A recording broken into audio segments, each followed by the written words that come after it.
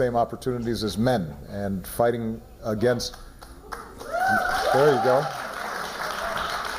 and fighting against the forces of discrimination and tribalism and racism.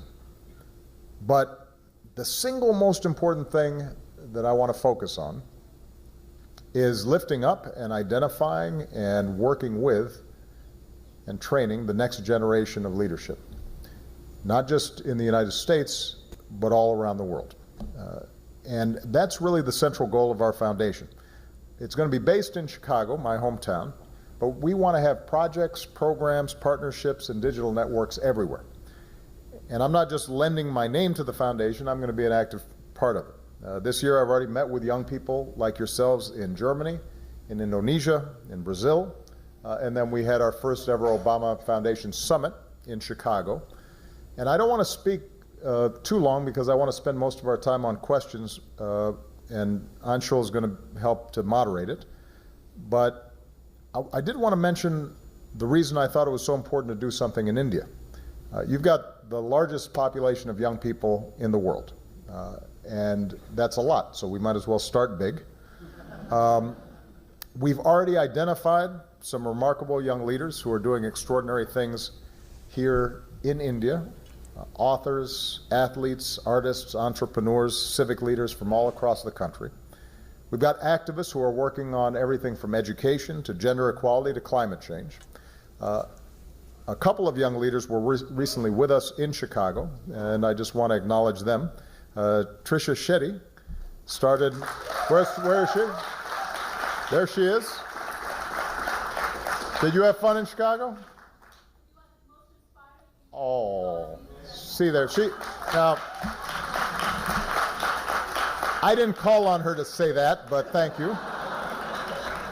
But Trisha started an organization called She Says, aimed at educating and empowering men and women to take action against sexual abuse. Also joining us in Chicago was Sanchana Krishnan, who works with communities to destigmatize mental health issues through the power of personal storytelling. Where's there you are, there you are. And here in India, we've got young leaders like Kuldeep Dantewadia, who's building, where's Kuldeep? There he is. He's building this country's first, what he calls Solve Squad, of 17,500 young people so far who are driving change at the local level all across India. So the point is that these young people are already showing the power that anybody has if they take the initiative and have the courage, as Anshul said, to drive change, to make a difference. And there have never been more powerful, more accessible tools for each of you to make a difference than there are today. And in fact, I would argue, and I mentioned this in my speech earlier this morning, there's never been a better time to be a young person. I mean, it's always good being young, by the way.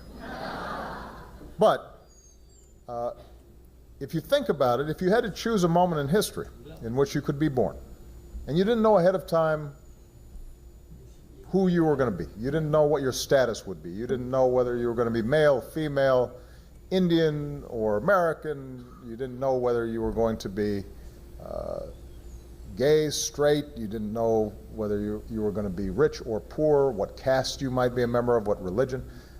So you're just a human, and you had to choose when to be born. You choose now. Because as troubled as our politics are, as difficult as the world can seem when you're watching the newscasts, the fact is that over the past 100 years, we've come from a world where only a small fraction of women could vote to a world where almost every woman can. Since 1950, the global average life expectancy has grown by more than 20 years. Since 1990, I mean, that's not that long ago. I was in law school in 1990.